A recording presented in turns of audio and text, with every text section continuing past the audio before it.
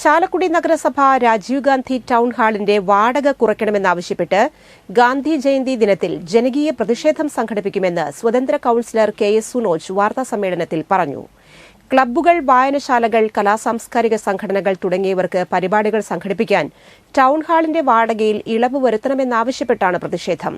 പ്രതിഷേധ സമരത്തിന് പിന്തുണയുമായി ചാലക്കുടി പള്ളി വികാരി ഫാദർ വർഗീസ് പാത്താടൻ, ചാലക്കുടി ടൗൺ ഇമാം ഹാജി Hussain Bagavi, SNDP union secretary K A. Unnikrishnan, doctor R.V. Ramakrishnan, Kalabhavan Jayan, merchants association president Joy Moothedan, Suresh Moottathi, N. Kumaran, P.D. Dinesh, Sudheesh Chalakudy എന്നിവർ പ്രതിഷേധ സമരത്തിൽ പങ്കെടുക്കുമെന്ന് കൌൺസിലർ കെ.എസ്. സുനോജ് വാർത്താസമ്മേളനത്തിൽ പറഞ്ഞു.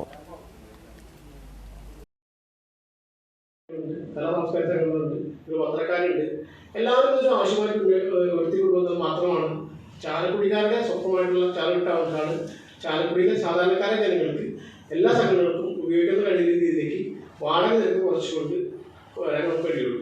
അതിനുവേണ്ടിയാണ് പ്രശ്നങ്ങൾ. ഈ നോട്ടീസ് പേരിലുള്ള ആൾക്കാരെ കണ്ടിട്ട് സംസാരിച്ചിട്ടാണ് നമ്മൾ പേരിട്ടുള്ളത്.